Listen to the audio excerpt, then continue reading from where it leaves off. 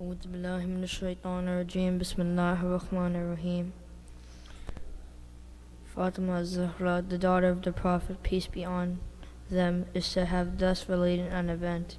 My father, the Prophet of Allah, came to my house one day and said to me, "Peace be on you, Fatima." I replied, "And upon you, peace." Then he said, "I feel weakness in my body." I said, "Allah protects you from weaknesses, father." He said, "Fatima, please bring the Yemeni cloak and cover me with it." So I brought the Yemeni cloak and covered him with it. Then I looked at him and saw that his face was shining like a full moon with glory and splendor. After a while, my son Hassan came in and said, "Peace be on you, mother." I replied, "And upon you, peace, O light of my eyes and the delight of my heart." He then said, "Mother, I smell a fragrance so sweet and so pure as that of my grandfather, the Prophet of Allah." I replied, "Yes, your grandfather is lying underneath the cloak." Hassan went near the cloak and said, "Peace be on you, my grandfather, the Prophet of Allah. May I enter the cloak with you?" He replied, "And upon you, peace, the son and the master of my fountain Gulthar, who are given to permission to enter." So Hassan entered the cloak with him. After a while, my son Hussein came in and said, "Peace be on you, mother." I replied, "And upon you, peace, O light of my eyes and the delight of my heart." He then said, "Mother, I smell sweet fragrance like that of my grandfather, the Prophet of Allah." I replied, "Yes, your grandfather and your brother are lying underneath the cloak." Hussein stepped towards the cloak and said, "Peace be on you, my grandfather, the chosen of Allah. May I enter the cloak with you?" He replied, "And upon you, peace, my son and the intercessor of my followers. You are given to permission to enter." So Hussein entered the cloak with them. After a while, Abu Hassan Ali bin Abi Talib came in and said, "Peace be on you, O daughter of the Prophet of Allah." I replied, "And upon you, peace, O father of Hassan and the commander of the faithful." He then said, "Fatima, I smell sweet fragrance like that of my brother, my cousin, the Prophet of Allah." I replied, "Yes, he is underneath the cloak with your two sons." So Ali went near the cloak and said, "Peace be on you, Prophet of Allah. May I enter the cloak with you?" He replied, "And upon you, peace, my brother, my legatee, my successor, and my standard bearer are given the permission to enter." So Ali entered the cloak with them. Then I stepped forward and said, "Peace be on you, my father, O Prophet of Allah. May I enter the cloak with you?" He replied, "And upon you, peace, my daughter, O part of myself, you are given the permission to enter." So I entered the cloak with them. Getting together underneath the cloak, my father, the Prophet of Allah, held the two ends of the cloak and raised his right hand towards the heavens and prayed, "O Allah, these are the people of my household, Ahlul Bayt. They are my confidence, my supporters. Their flesh is my flesh, and their blood is my blood. Whoever hurts them hurts me too. Whoever displeases them displeases me too. I am at war with those who are at war with them. I am at peace with those who are at peace with them. I am the enemy of their enemies, and I am the friend of their friends. They are from me, and I am from them. O Allah, bestow your blessings, benevolence, forgiveness, and your pleasure upon me and upon them, and keep away impurity from them, and keep them thoroughly pure." Then the Lord Almighty Allah said,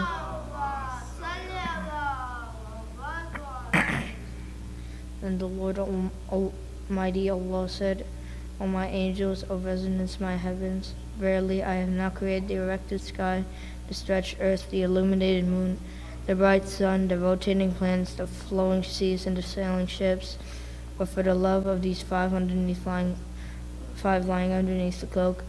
Jibreel, the trusted angel, asked, "Who are underneath the cloak?" The Almighty answered, "They are the household of the Prophet and the assets of Prophet. They are Fatima, her daughter, her husband, and her two sons." Jibreel said, "O Lord, may I fly to earth to be the six of them?" Allah replied, "Yes, you are given to permission." Jibreel, the trusted, landed near them and said, "Peace be on you, O Prophet of Allah. The All-Highest conveys His peace on you and His greetings and says, By my honor and glory, O my angels, O residents of my heavens, verily I have not created the erected sky, the stretched earth, the illuminated moon, the bright sun, the rotating planets, the flowing seas, the sailing ships, but for your sake and love. God has given me permission to enter the cloak with you. May I join you, O Prophet of Allah? The Prophet replied, and peace be on you, O trusted bearer of Allah, revelations. You are granted the permission. So Jibreel entered the cloak with us and said to my father, Allah sends his revelations to you. Verily, Allah's desire is to keep away blemish from you, O Prophet of household Ahl Bayt, O people of household Ahl Bayt, and purify you with the perfect purification. Then Ali said to my father, O Prophet of Allah, tell me what significance has Allah given for getting together underneath this cloak? The Prophet replied, by him who rightfully appointed me a prophet and chose me a messenger for the salvation of mankind. Whenever and wherever an assembly of our followers and friends mention this event, Allah will bestow on them His blessings and mercy. Angels will encircle them, asking Allah the remission of their sins until the assembly disperse. So Allah said, verily, by the Lord of Kaaba, we and our followers are the winners. Then my father replied, by him who rightfully appointed me a prophet and chose me a messenger for the salvation of mankind. Whenever and wherever an assembly of our followers and friends mention this event, there shall remain none grieved, but Allah will remove his grief. There shall remain none distressed, but Allah will dispel his distress. There shall remain none wish seeker, but Allah will grant his wish. Adi happily said, verily, by the Lord of Kaaba, we and our followers are the winners and the blessed in this world and the next. Salawat.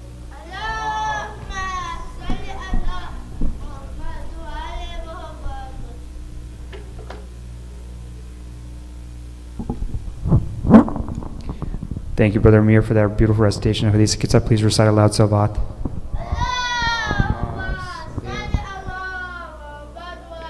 Just one quick announcement. Inshallah, tonight we'll be having Sheikh Jalil recite the English Manjus, and then on tomorrow night we'll have Brother Jafar Rizvi recite the final English Manjus for the whole Muharram. I believe Sheikh Jalil is in the office, so I'll grab him and then we'll get started. Salawat.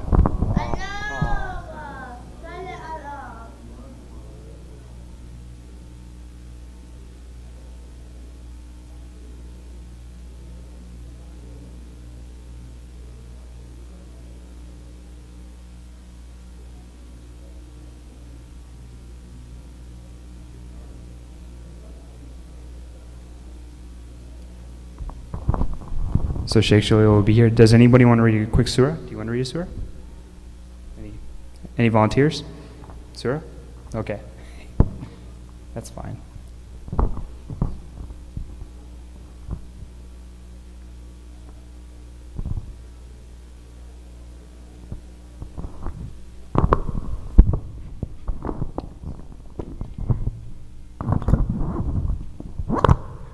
Without further ado, I'd like to invite Sheikh Jalil to address the Majlis with a loud salawat. Allah. Assalamu alaikum.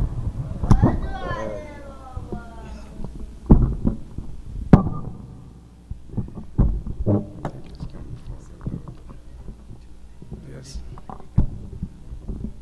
Yes, this is right. Yeah. Yes. Inshallah. أعوذ بالله من الشيطان اللعين الرجيم. بسم الله الرحمن الرحيم. الحمد لله رب العالمين، ثم الصلاة والسلام على أشرف الأنبياء والمرسلين، سيدي وحبيبي ونور قلبي أبي القاسم محمد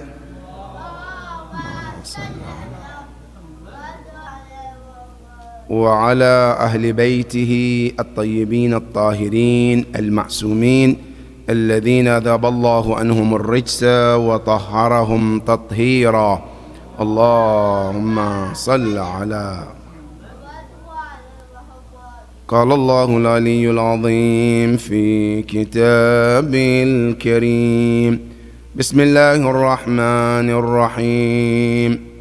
إن الله يأمركم أن تعدوا الأمانات إلى أهلها وإذا حكمتم بين الناس فاحكموا بالعدل إن الله نعم ما يعظكم إن الله سميع بصيرا صدق الله العلي العظيم. الله.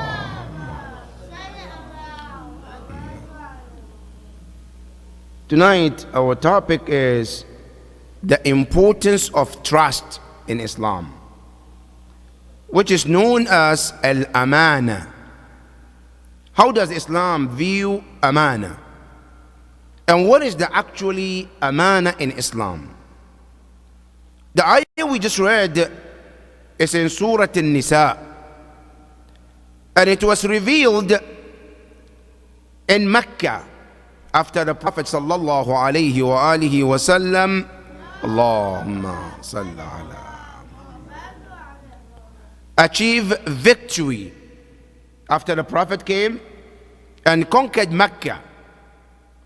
The Prophet wanted to open the Kaaba and see what is happening inside the Kaaba. At that time, there was a companion, a man of the Mushrikeen, and his name is Uthman ibn Talha. He was the one holding the key of Kaaba. So Rasulullah asked him to bring the key so he can open and see what is happening inside the Kaaba. He brought the key and he gave to Rasulullah. When he gave the key to Rasulullah, the uncle of Rasulullah, known as Abbas, he wanted to get the honor of being the one holding the key to the Kaaba. So he said to Rasulullah, Ya Rasulullah, when you finish, give me the key. Let me be the honor. Give me the honor of holding the key to the Kaaba. The Prophet didn't say anything. So the Prophet opened the door and he went inside. According to some of the Mufassirin, the Prophet saw inside the Kaaba, they had a statue of Prophet Ibrahim. It's one of the idols inside the Kaaba. So Rasulullah came and then he saw the idols around the Kaaba. The Prophet sallallahu alayhi wa alayhi, he ordered all the idols should be destroyed. And they destroyed. When the Prophet finished with the key, he called Uthman bin Talha and he gave him back to the key. His uncle Abbas was not happy about it, because he thought, Rasulullah, I'm your uncle, I'm close to you.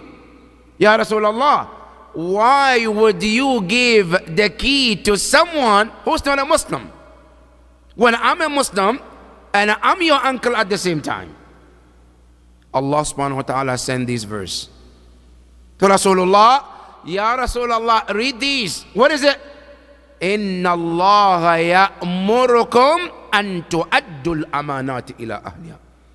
That, Ya Rasulullah, Allah is ordering you and ordering all mu'mineen that when you have amana between you and someone, I say make sure that the amana is returned to the owner of it. Which in this case, the key was held by whom? By Uthman bin Talha. And the family has been holding the key for so many years. So Rasulullah didn't want to take away and without giving them back. So the uncle was not happy about it. Allah subhanahu wa ta'ala says, Inna Allah ya'murukum an tu'addul amanati ila ahliha. Uthman ibn Talha was the one holding the key. Ya Rasulullah, give back the key to him. Not only that, then the ayah says, وَإِذَا حَكَمْتُمْ بَيْنَ النَّاسِ أَن تَحْكُمُوا بِالْعَدْلِ. Whenever you are made to judge between people, is to make sure that you judge with justice.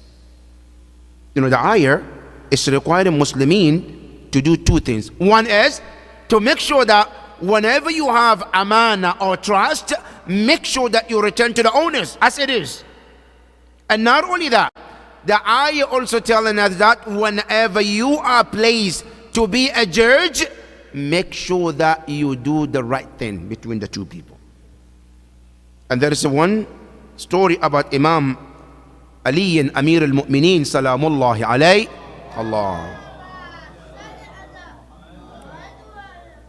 where two young children, they did a drawing. They draw something, and they brought to Imam al-Hassan to choose who had the best art. Young children, 5 years, 4 years, they came to Imam Hassan. They said, we have done our drawing. Please, you choose who is the best. Imam Ali was sitting. Imam Ali saw it.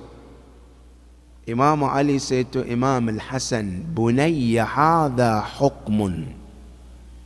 To my son, Al-Hassan alayhi salam, I said, those two young children who came to you to judge between their drawing or their art, I say, remember that this is a law of Allah, that you have to do justice between them. And then he said to him, Imam Ali said to Imam Hassan, Wallahu sa'iluka anhu yawm al-qiyamah. That Allah will ask you yawm al-qiyamah, how did you judge among them? These are children. But Imam Ali said to him, Imam al-Hassan, even though Imam Hassan knows, but this is a reminder to all of us that Imam Ali tells you and I, when somebody come to you for judgment, make sure that you don't judge based on your own desire. Or don't favor one over the other because he's my friend or because I have a good relationship with him. No, it has to be based on the true justice. وَإِذَا حَكَمْتُمْ بَيْنَ النَّاسِ أَن تَحْكُمُوا بِالْعَدْلِ. When you judge between the two, it's to make sure that you do justice. Then Allah says, إِنَّ اللَّهَ نِعِمَّا بِكُمْ إِنَّ اللَّهَ يَعِظُكُمْ بِهِ. Allah subhanahu wa ta'ala says, I am warning all of you. This admonition from Allah, a reminder from Allah. Why? Say Allah say, Inna Allah sami'an basira. Allah say, I'm listening and I'm also watching every details. The ayah reminds us about al-amana, the importance of trust. Now, this trust is so important in all levels.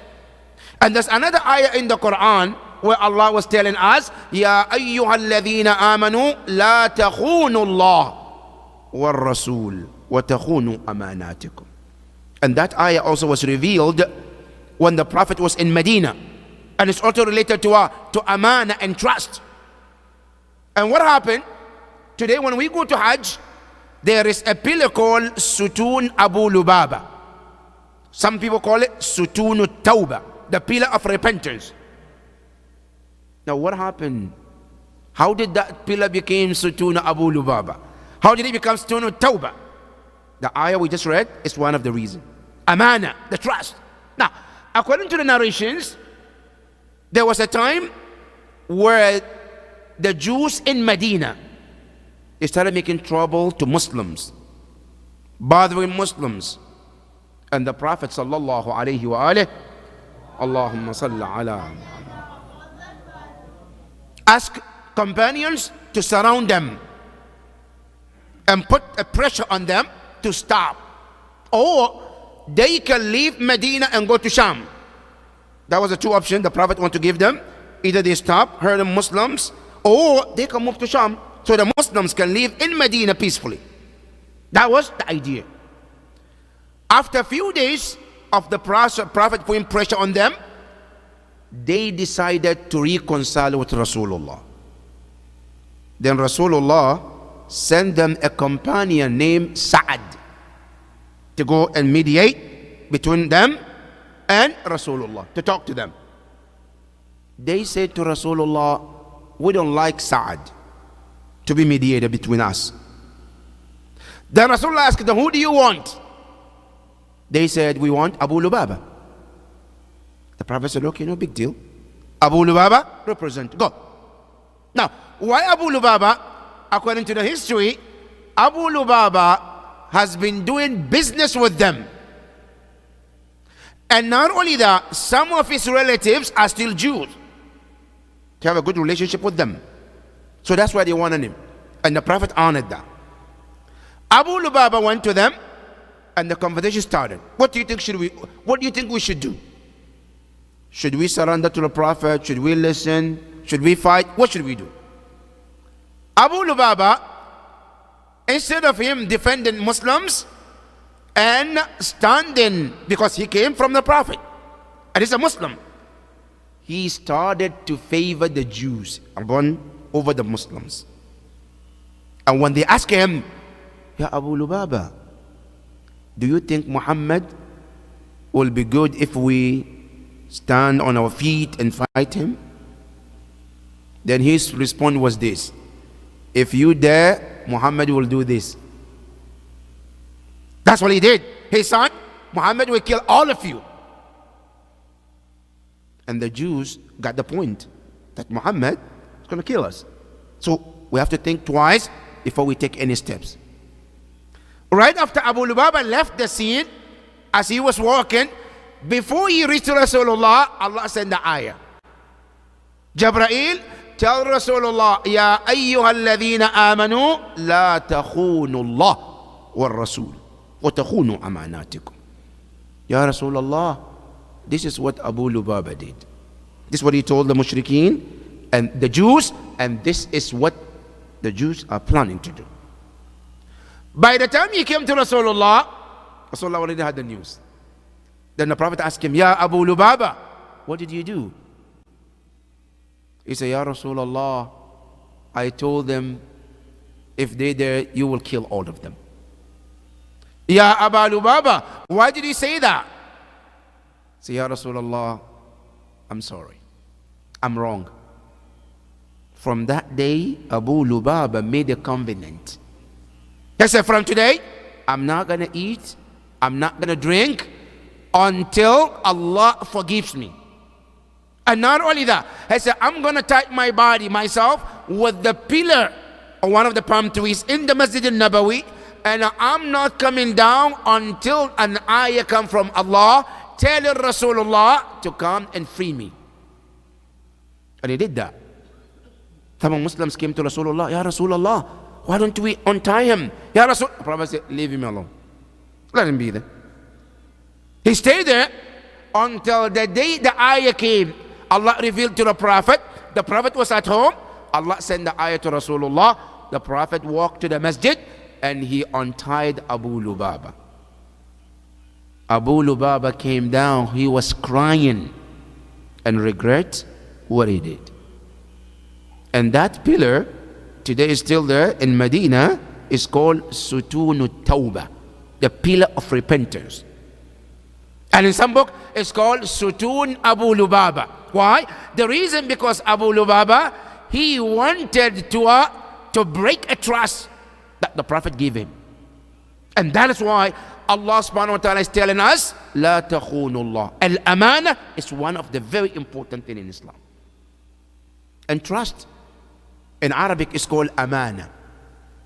And normally, amana is between two people, or sometimes even more. Amana is when somebody trusts you with something. I say, a brother or a sister, I trust you with ABC. Islam said, you are obligated to take care of it. And you are not allowed to take it lightly. There is one hadith from the Prophet sallallahu alayhi wa alihi wa sallam. Allah. Where the Prophet says, ثلاثة لم يؤت الله فيهن رخصة لأحد أبدا. Three things Allah never take it lightly for anyone. Three things, and I want this to be take home message for tonight. Three things. Other things, Allah might take things lightly here and there. But these three, Allah said, I don't take it lightly on anyone. What are they? Number one, it says, Birrul walidain fajiraini ambarrain. Being kind to your parents, whether they are bad parents or good parents. Meaning what? I cannot say, no, my father was not a good father. My mother was not a good mother, so I don't have to obey them. I don't have to be kind to them. In Quran, in Islam, even if they were to be the worst parents, they still have right that you have to honor them. Even if they are mushrikeen, you still have to honor them. Lam yu'ti Allahu fihinna rukhsa. That's number one. Number two, Allah subhanahu wa ta'ala didn't give or take it lightly when it comes to ahad, covenant. Covenant with someone. We have a agreement that we're going to do A, B, C. Right? Now, the person is not a Muslim. The person is mushrik. Islam said you must honor that even if it's not a Muslim. Islam doesn't take it lightly. Now, I cannot justify and say, no, he's not a Muslim, so what's the big deal? No. As long as you give the covenant, even if they are not Muslims, you still have to honor that. That is number two. And number three, he said, ada'ul amana. Returning the trust to the owner. It's wajib even if the person is not a Muslim. Even if the person is mushrik, you still have to honor that. That is how important amana is in Islam. And that is why when you look at Rasul sallallahu alayhi wa alihi wa sallam, Allahumma salli ala. When he was in Mecca, the Prophet took people's amana very seriously. And that is why the night the Prophet was migrating from Mecca to Medina, the Prophet had a lot of people, mushrikeen. They gave Prophet some clothes, some money, some jewelries, some things. The Prophet made sure that he doesn't leave Mecca until he trusted someone like him to take care of it. Who was that man? Imam Ali Amir al-Mu'minin. Sallallahu alayhi. We say, Ya Amir al-Mu'minin, I'm moving from Mecca to Medina. Ya Amir al-Mu'minin, there is a trust of people. Imam Ali was given every one of these trusts and their names and every detail so that he can return to those individuals. And that is how important trust is in Islam. Not only that, in Islam, trust is very important to the point when they ask Imam Ali and Amir al-Mu'minin, Salamullahi alayh, Allahumma salli. They say, Ya Amir al-Mu'minin, what made you to become who you are in the sight of Allah? Ya Ali, malladhi, what is the thing that you did for Allah to make you who you are, Amir al-Mu'minin? Imam Ali said two things. Two things I did, and Allah put me in this position. Number one, he says, Sidqul Hadith, telling the truth. Never Imam Ali alayhi salam in his life ever lied.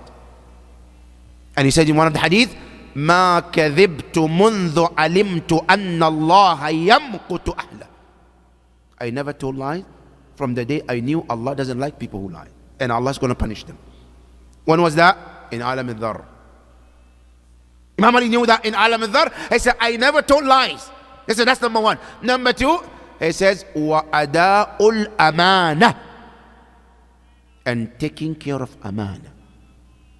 And because of that, Imam al-Hasan alayhi afdalu salatu wassalam, Allahumma salli, he said, لو أمنني قاتل أبي علي بالسيف الذي قتل به أبي ثم أمنني به لأمنته إياه. Imam al-Hasan alayhi salam, he said, the killer of my father, Ibn Muljim al-Muradi, the sword that he came, put poison on it and struck my father, and that led to my father to die.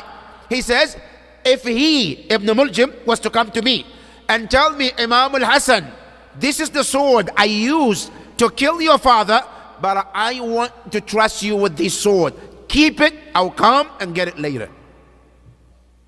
He said, I will protect that sword until the day he comes to get the sword back. And I will make nothing hurt that sword. That is the power of trust. That is how Imam al-Hasan alayhi salam wants us to understand the power of trust in Islam. That when somebody trusted you with something, you are obligated in Islam to take care of that trust. And that is why in Quran, one of the sign of mu'min is what? is taking care of trust. When you read Surah Al-Mu'minun, Allah subhanahu wa ta'ala, as He tells you the quality of the mu'mineen, He says, قَدْ أَفْلَحَ الْمُؤْمِنُونَ الذين هم في صلاتهم خاشعون والذين هم عن اللغو معرضون والذين هم للزكاة فاعلون. There is والذين هم لأماناتهم وعهدهم راعون. When a person is taking care of the trust where others trusted him with, doesn't matter Muslim or non-Muslim, doesn't matter even not a believer, they care for it. They take care of that trust. Allah says, one of the signs of a true believer in Quran is that وَالَّذِينَ هُمْ لِأَمَانَاتِهِمْ وَأَهْدِهِمْ رَاعُونَ. They protect the trust which others trusted them with. And they never betray the trust of anyone. That is the sign of a mu'min. And our sixth Imam, Imam Ja'far al-Sadiq alayhi salam,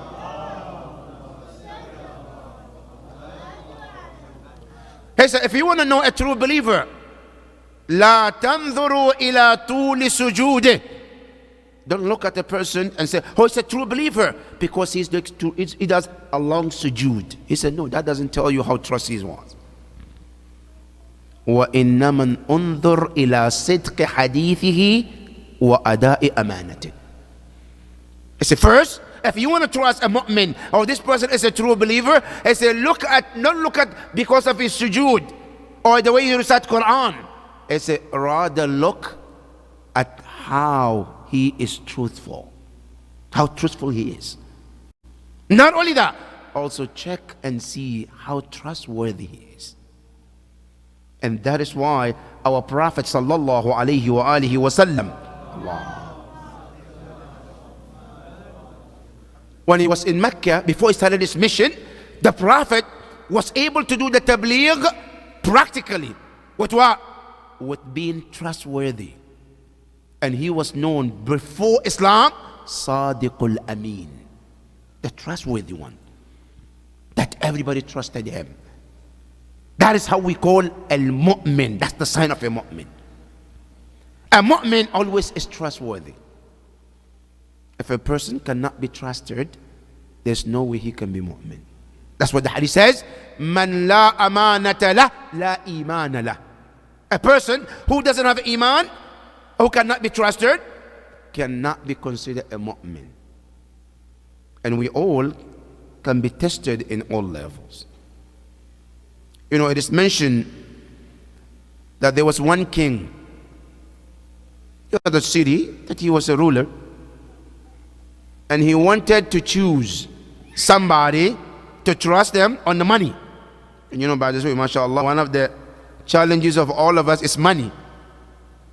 If you want to know if a person is trustworthy, tell them with money. He wanted somebody to be the financial leader on the money. So what did he do? He invited everyone who would like that position should come. Where? At his castle. And he told them, you can only come at night. And the way to his house was very long. And he turned off all the light or the power on the street. And he put golds and diamonds on the way. MashaAllah. The people, as they walk, it's dark, nobody can see you. But you can see some things like gold and diamonds on the street. The first one walked in. As he was walking, passing by, he saw the gold. He picked one in his pocket. So another diamond picked in his pocket. He walked inside the house, in the castle. The next one came also. He was walking, the same thing. Pick 1, 2, 3, fill his pocket. Then the third one, the fourth one, the fifth one, till the ninth one. All of them. The last one came, he saw it, he didn't pick. Went all the way to the castle. It appears that the king was a wise man. So he told them, now that you all are here, I want everybody to dance. And then see who's the best dancer. And then from there we take it to the next level. You know, all the 9 people say, no, we can't dance. You know why? Because the gold will fall down. And it will show that they are not what? Trustworthy. The only one who was able to come out to dance was what? Was the one who didn't take the gold on the way. Then the king realized, and he said, none of you can be trustworthy. Because if I left this gold on the way, and you know it doesn't belong to you, but you did take anyway, how can I trust you with the public treasure? If I can't trust you, the gold on the street that you saw on my way, right? You didn't even dare to ask, oh, we found this, is it yours? You took it in your pocket. And do you think I can trust you with the public treasure? He said, I can only trust the person who was able to be trustworthy. And that is amana. That is a sign of amana. That's why when you look Imam Ali and Amir al-Mu'minin salamullahi alayh, Allah, he was very trustworthy when it comes to Bayt al-Mal. Imam Ali alayhi salam never ever used Bayt al-Mal on himself in any way. He will use it on everybody but not on himself. Even on his own brothers, when they come and they ask him, Ya Ali, we need money, we want money, Imam Ali alayhi salam will refuse to use from Bayt al-Mal for them. He said, I will earn money in few days to come and I will use it on you, but not public treasure. That is how careful Imam Ali was. And that is how Islam teaches us to be what? To be very careful when it comes to the people's trust. Now, this amana, as we speak, is divided into different categories. Number 1, there is what we call al-amana al-maddiya, and then we have al-amana al-ma'nawiyya. Al-amana al-maddiya, sometimes somebody can trust you with something physical. Something physical. Like for example, Allah subhanahu wa ta'ala trusted us with many things. Number 1, Allah trusted you. This body that you have is an amana of Allah on you. That is why in Islam, you are not allowed to commit suicide because the body is not yours. It belongs to Allah.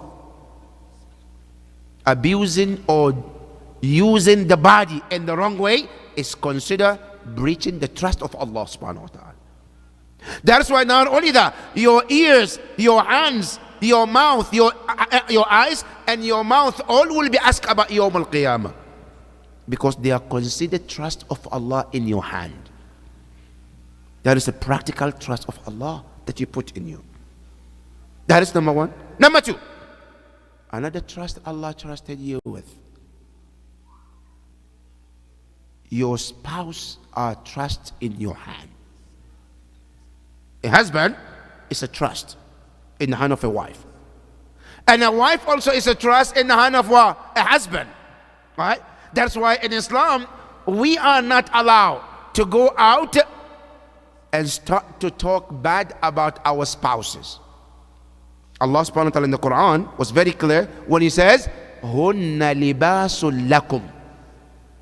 Your wife is like your garment. Now Quran was so amazing when Quran used those words. In Arabic, when you say al-libas means a dress, a cloth, right? Now, why would Quran use the word libas, dress, right? Because the way that when you dress, if you have any scarf on your body, nobody can see because of the cloth is covering it. Quran says that is how a husband should cover the defect of his wife. And the same thing applies to a woman too. You should cover the defect of your husband. Now, there is certain exceptions in this case, where in case you wanted to go to somebody to talk about some differences, that's different story, right? To sit in front of someone to talk about some issues, that's fine. But for me to go out and talk about my wife or my husband and his defect is considered one of the breach of the amana, and it's not allowed in Islam. That is one of the amana in Islam. Not only that, sometimes al-amana can be amana qawli. Somebody can trust you with some words. I tell you something, my brother, my sister, please, this is between you and I.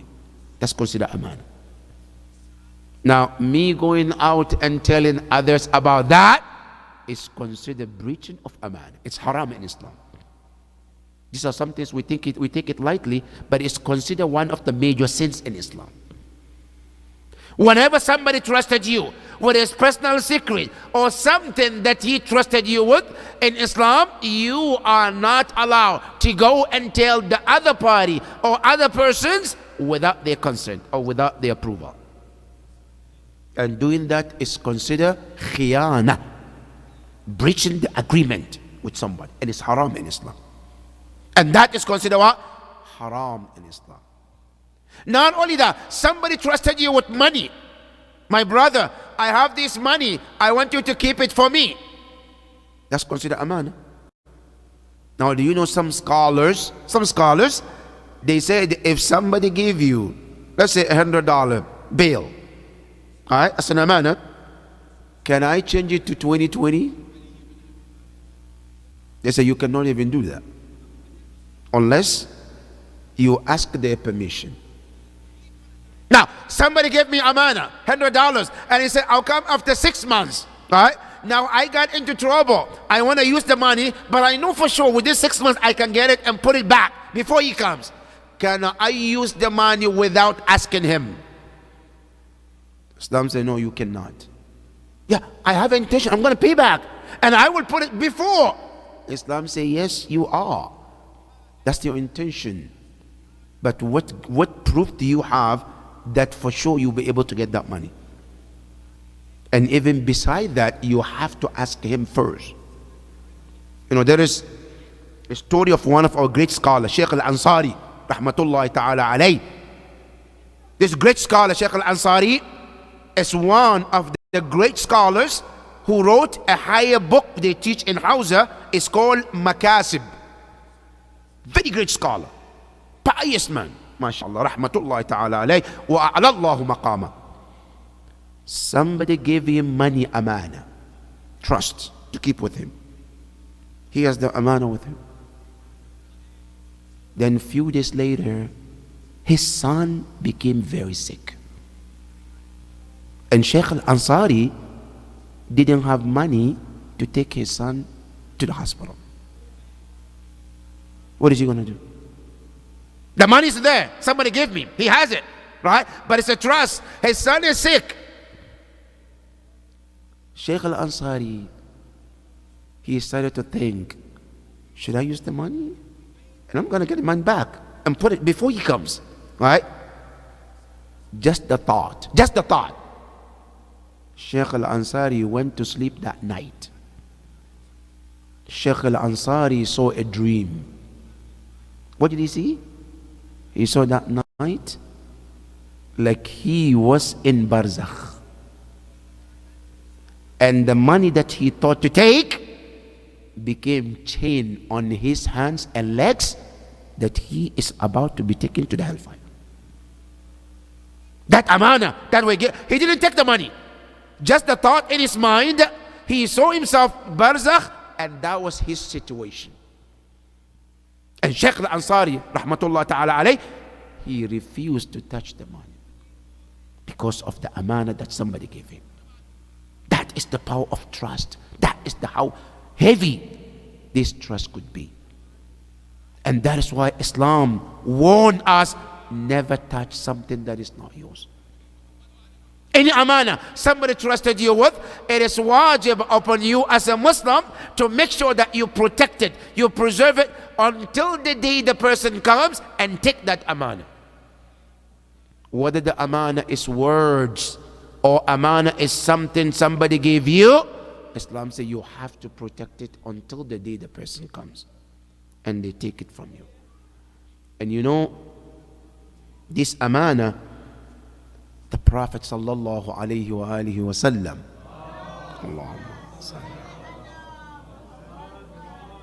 remind us in all angles that amana is very important. Now sometimes in the work places, we take a contract, and the contract is to do ABC. That's an amana. And I agree to do this work, and I agree to take this amount of money. But then I take the money, but I don't do exactly the work I'm supposed to do. What do we call that? That's a breaching of amana. It's haram in Islam. That money is haram. Why? Because in Islam, part of the amana or contract is that I agree to do A, B, C, right? And anything above, anything beyond that is haram in Islam. And that is the importance of amana in Islam. And this amana, it has nothing to do with whether it's a Muslim or non-Muslim. And we can see many of us today, for example, in America, many of us don't understand what Islam is all about. I say, oh, let me go get credit card. And I take a credit card from the company. Yes, they are not Muslims, yes. But I have an agreement and contract with them that I will pay it. Isn't it? Good. I signed the contract. But right after I took the money, I took the card, I used it, then I refused to pay. That is a breach of amana in Islam, and it's one of the major sins in Islam. In Islam, this is considered sin. You take something, you agree to do it, and you don't do it the way you're supposed to do. It's absolutely not acceptable. This is one of the amana in Islam. One of the amana Quran gives us, everything you do in Islam is amana. Your salat is amana. That's why they said when a person prays and he or she didn't do the prayers the way it's supposed to, then the salat will turn and talk to you and say, Ya Abdullah, dayya'tani, dayya'akallah. He say, you didn't take care of me the way Allah wants you to take care of me. Salat is a man of Allah, that Allah trusted you to perform it, to do it the way you're supposed to. Now, if you don't take care of it, the ruku, the sujood, the qira'ah, everything, after you finish, the salat speaks to you. So you didn't care for me. May the Almighty Allah not care for you as well. That is the ibadah. We are required by Islam to take care of all of this amana. One of the greatest amana Allah put on our shoulder is Ahlul Bayt alayhim as-salam. You know, there is no amana which is that important above the ummah better than the Ahlul Bayt alayhim as-salam. The Prophet sallallahu alayhi wa alihi wa sallam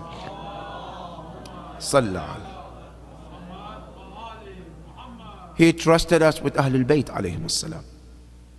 And they are the greatest trust that Allah put on us, that Yawmul Qiyamah, Allah will ask every one of us, how did you take care of Ahlul Bayt? That's why the hadith says, لا يمر المرء على الصراط يوم القيامة حتى يسأل عن أربع. Nobody Yawm al-Qiyamah will cross to the heaven or hellfire unless he or she is asked about 4 questions. Number 1, we all will be asked, an umrihi fima afnah. This life that Allah gave us, that you live in, Allah says it's not a free, it's a trust. You have to answer Allah, how did you utilize this life? Did I utilize this life in serving Allah, in ibadah, or in running away from Allah and doing what I want? Allah will ask you, and you have to answer Allah subhanahu wa ta'ala. Now, the second question, وَيُسْأَلُ عَنْ شَبَابِهِ. Then we will be asked about your youth age. Your youth age, from the time you become teenager, from 13, 14, 15, 16, till your early 20s, that is the most important time of your life. Allah will ask you, what did you do with that time of your life? That's the most critical time of your life, right? That's when you try to decide whether I should go right or left in my life. That time is a very crucial to Allah Himself. Allah will ask you, Yawm al-Qiyamah, how did you take care of that life? That's number 2. Number 3, then we all will be asked how much money you make in this life. How much you made? And how did you spend it? You made it halal? Yes. But did I spend it halal? Yes. Alhamdulillah. No, I made it haram, but I spent it halal. Or no, I earned it halal, but I spent it haram. Or did I earn halal and spend halal? We have to answer Allah on all of that. And then the fourth, the Prophet said, وَيُسْأَلُ أَنَّا أَهْلَ الْبَيْتِ. How did you take care of Ahlul Bayt? Did you say that I love them and that's it? I didn't have anything to do with them, right? Oh no, I love Ahlul Bayt and I follow their teachings. Which one of them? Because today there are some Muslims who says, no, we love Ahlul Bayt too, but we don't have to listen and obey them. Now, some of them say, no, I love them, I follow them. But that's not enough. You also have to share their happiness and their sorrows too. Inni silmun liman salamakum wa harbun liman harabakum. I cannot be a trustworthy that Allah subhanahu wa ta'ala trusted me with them. I cannot be considered a person who takes care of Ahlul Bayt when I'm not sad on the day they side. Some people say on the day of Ashura, that's the day that we have to cook and eat and celebrate. But I love Ahlul Bayt anyway. The day Ahlul Bayt are mourning and crying, I'm enjoying, and then I call myself, I love Ahlul Bayt. What kind of love is this? The Ziyarat Ashura put the line, Silmun liman salamakum. I'm at peace with whomever is at peace with you. Wa harbun, and I'm at war with anybody who declare war with you. And not only that, I am happy with the day that you're happy, and I'm sad on the day that you're sad. I share your sadness and your happiness together. That is one of the amana of Ahlul Bayt alayhi salam.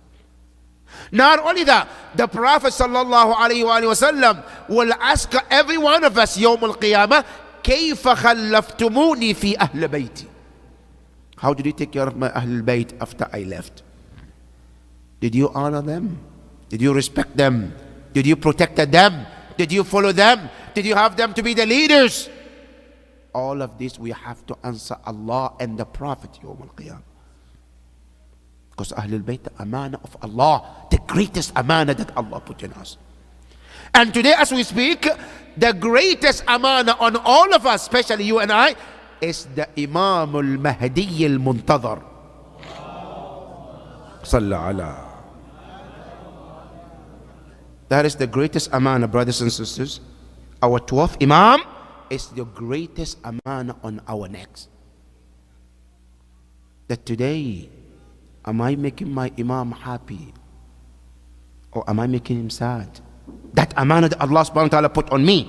Alright? Now how? Now today I can call myself Shia.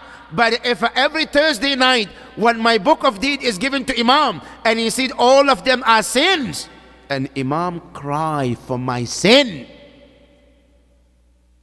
am I making Imam happy or am I making him sad? That is the trust that we have to think about, brothers and sisters. As a follower of Ahlul Bayt, I have to do what I can to make sure that my Imam is happy with me. When the book of my deed is presented to the 12th Imam, when he looks, he puts a smile on the face of Imam. And that is one of the trusts that Allah wants us to take care of. Because Yawm al-Qiyamah, Allah will ask, how did you treat your Imam? Today many of us, we do la'an on the killers of Ahlul Bayt for sure. We do bara'ah from those who hurt Ahlul Bayt. But am I hurting Ahlul Bayt in other way too or not? Am I hurting Ahlul Bayt with my actions, with my words, with the way I behave? Or am I putting happiness in the heart of Ahlul Bayt alayhi salam? These are the greatest Imam that Allah put on our shoulders, and they are the greatest amana on us. But the first question that comes in, the Prophet sallallahu alayhi wa alihi wa sallam, with all the emphasis he put on taking care of Ahlul Bayt alayhimus salam from day one. What happened after Rasulullah with his families? Did the mu'mineen, did the Muslims honor them? What happened to Ahlul Bayt alayhimus salam right after the Prophet? Some of them were killed and we couldn't even recognize their graves today. How soon? 6 months after Rasulullah. That was Zahra alayhi salam. One of them, after Rasulullah, immediately in the masjid, he was struck and bled to death. And that is Imam Ali and Amir al-Mu'mineen. Right after that, his son, Al-Imam al-Hasan alayhi salam, also was given a poison, the worst poison they don't even give to the worst animal of the time. They give to Imam al-Hasan alayhi salam, and he threw up and threw up till the last breath of his life. Not only that, after his martyrdom, his coffin was shot with the arrows so that he would get to be buried next to the grandfather Rasulullah. Then right after that, his other brother Al-Imam Al-Husayn alayhi salam. What happened to him on the day of Ashura?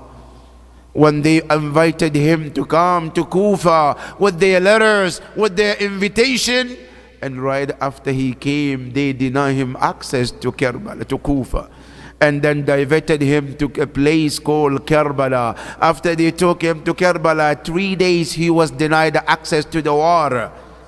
Not only he was denied access to the water, the children and women were also denied the access of water. To the point where his wife said, 3 days without water in the tent of Aba Abdullah, I look at my son Ali al-Asghar, وَقَدْ جَفَّ شَفَتَيْهِ, when his lips became so dry because of lack of water.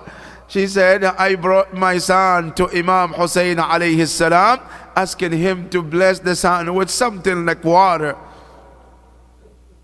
As he brought the child to Imam al-Hussein alayhi salam, Imam Hussein took him and he ran towards the people and he said to them, Ya ma'ashar al-qawm, oh you people, in case you consider me the criminal, in case you consider me I'm the bad person, I deserve not to have access to the water, let that be. But what is the crime of this infant?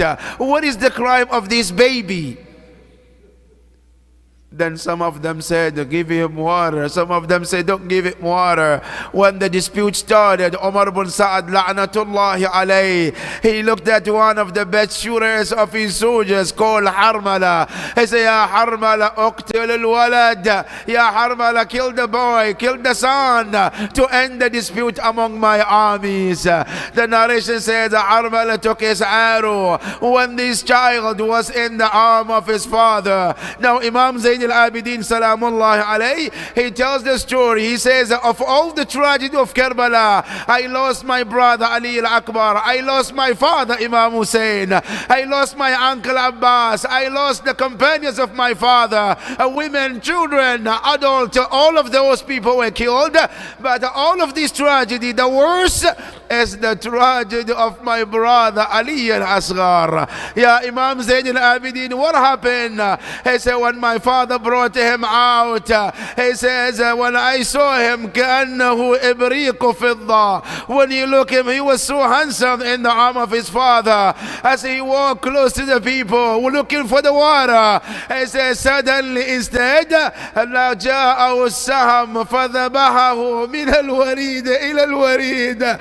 He said that arrow came and slaughtered him from one jugular vein to other jugular vein. Imam Zayn al-Abidin Salamullah alayhi, he said the worst part of all, فإذا هو يرفرف بين يدي أبي كالطير المذبوح. He said, I saw my brother in the arm of my father. He was moving left and right after he was shot, and he was moving like a bird who was being slaughtered.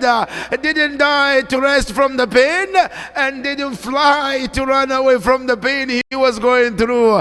He said, at that moment I saw my father. He looked as the blood was gushing from the neck of my brother. He put his hand under the neck, the hand filled with the blood.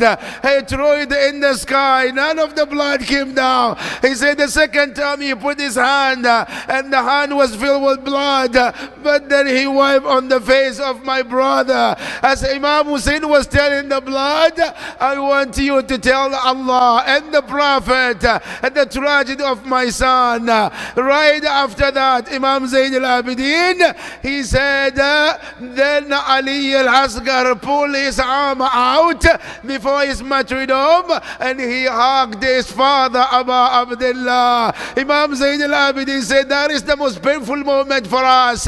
When I saw my brother before he died, he hugged my father. Imam Hussein alayhi salam busted into tears.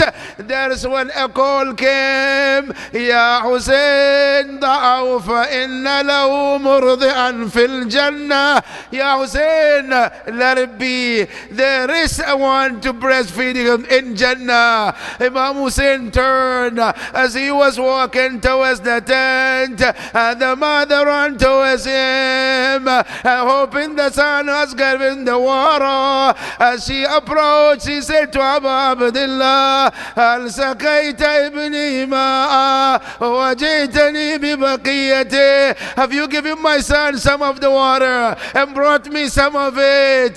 Then the answer came from Abu Abdullah, from a father who is grieving, from a very painful voice, very thin, and he said to her, خذي ولدك مذبوحا.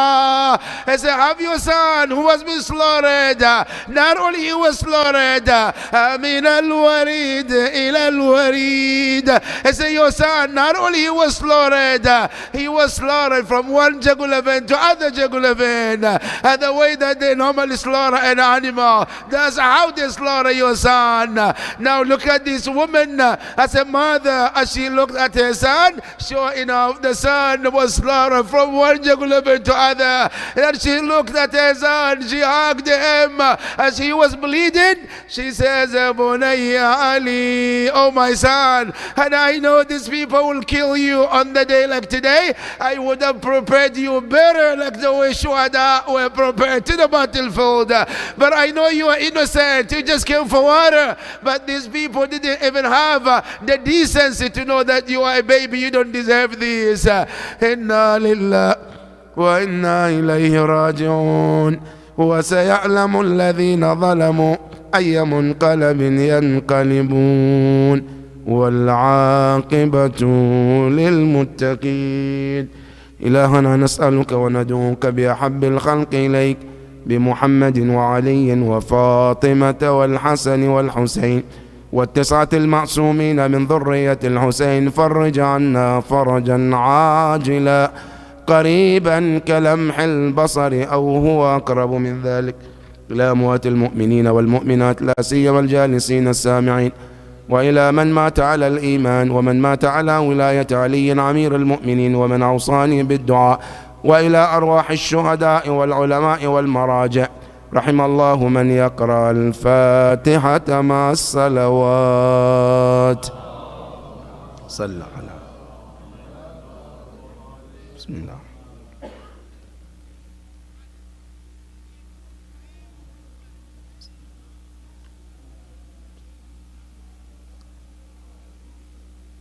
بسم الله.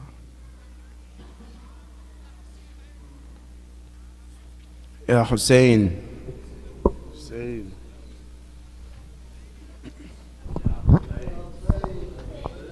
Hussein, Hussein, Hussein, Hussein, Hussein, Hussein, Hussein, Hussein, Hussein, Hussein, Hussein, Hussein. Hussein, Hussein, Hussein, Hussein, Hussein, Hussein, Hussein, Hussein, Hussein, Hussein. Hussein, Hussein. Where are you?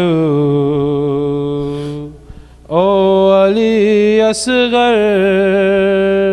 the whole world is crying for you.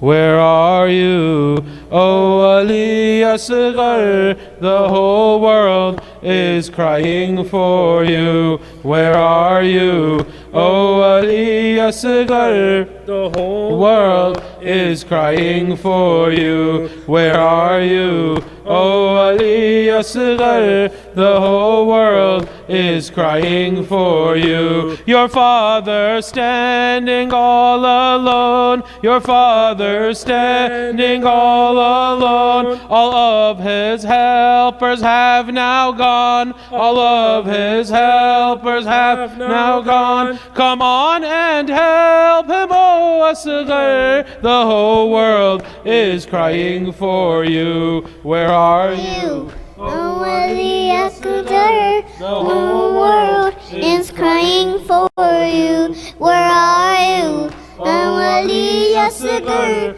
the whole world is crying for you. Your mother is saying Asghar, your mother is saying Asghar. Don't let them hurt your father, don't let them hurt your father. Hussein was saved by you, Asghar, the whole world is crying for you. Where are you? O Ali Asghar, the whole world is crying for you. Where are you? O Ali Asghar, the whole world is crying for you. Where are you? O Ali Asghar, the whole world is crying for you. Where are you? O Ali Asghar, the whole world is crying for you. When the arrow hit Ali Asghar, when the arrow hit Ali Asghar, he looked up to his dear father, he looked up to his dear father. Then Asghar smiled in his pain, the whole world is crying for you.